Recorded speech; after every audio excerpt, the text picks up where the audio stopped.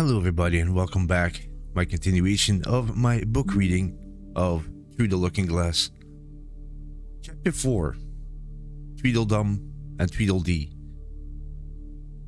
Alice knew immediately which one was which, because each had their name on his shirt. They were standing very still, with their arms around each other, and Alice forgot that they were alive. "They look just like schoolboys," she said aloud. Then one of them spoke, and Alice jumped in surprise. "You've gone wrong," cried the one called Tweedledum. "The first thing in a visit is to say, 'How do you do?' and shake hands." And here the brothers held out the two hands that were free to shake hands with her. Alice did not know which hand to shake first, so she took both of them hands at once. The next moment, they were all three dancing around in circles. This seemed very natural at the time, and Alice was not even surprised to hear music playing. The two brothers were fast, and soon got tired. 4 times round is enough for one dance, Tweedledee said, and they stopped as suddenly as they had begun. Then they stood looking at Alice in silence. Alice did not know what to say. How do you begin a conversation with people that you have just been dancing with? She wondered. "I hope you're not too tired," she said at last. "Not at all, and thank you very much for asking," said Tweedledum. "Very kind of you," added Tweedledee. "Do you like poems?" "Yes, well, some poems," Alice said carefully. "Would you tell me which road to take out of the woods?" "What shall I repeat to her?" Tweedledee said to Tweedledum, not noticing Alice's question.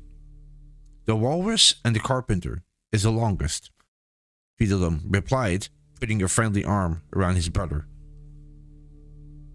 "If it's very long," Alice said politely. "Would you tell me first which road?" Tweedledee smiled gently and began his poem. It was a very long poem indeed, all about a walrus and a carpenter who went for a walk along a beach and invited lots of young oysters to go with him.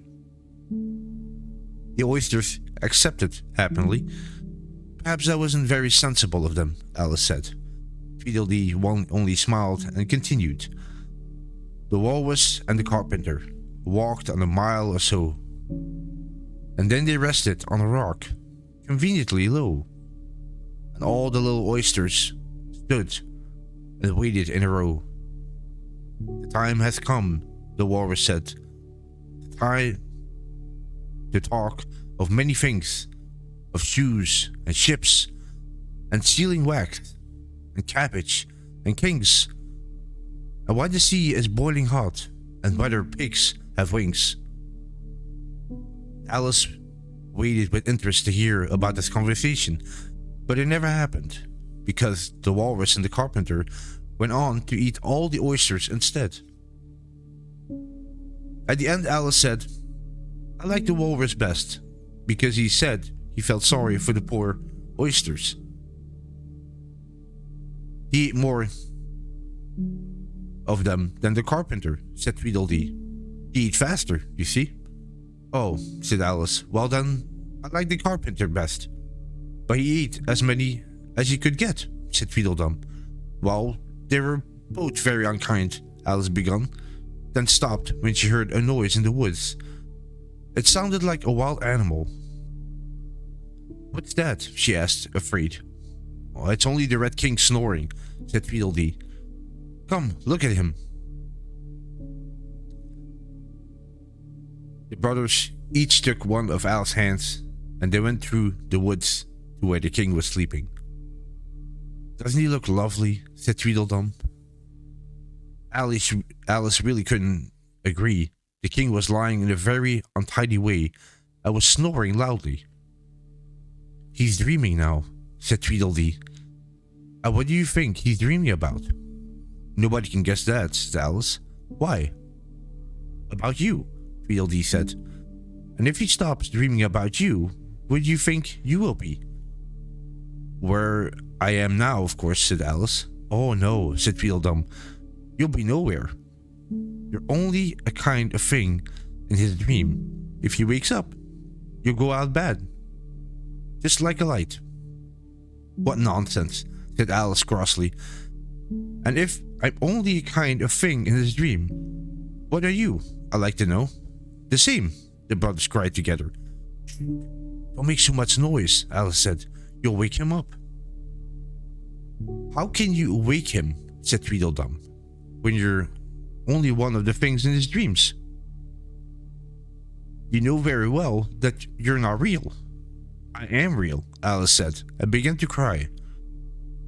I don't know why you're crying, Tweedledee said unkindly. You won't become real that way. I know you're talking nonsense, Alice thought to herself. And there really isn't anything to cry about. She gave herself a little shake, then said, I think I must find my way out of the wood now, because it's getting very dark. Do you think it's going to rain? Possibly, Tweedledum said, opening a large umbrella. It was now getting very dark instead. Indeed, and Alice thought there must be a storm coming. What a thick black cloud that is, she said. And how fast it comes. Well, I do believe it got wings. It's a crow, Tweedledee shouted fearfully. The two brothers turned to run and had disappeared in a moment. Alice ran too and hid under some low trees. It can't get me under here, she thought. But I wish its wings didn't make so much wind. It's blowing everything around terribly. And look, here's somebody flying through the air. That was the end of chapter 4. Tweedledum and Tweedledee. Hope you enjoyed it. Thank you so much for listening. Take care, and I'll catch you in the next one. Thank you. Bye-bye.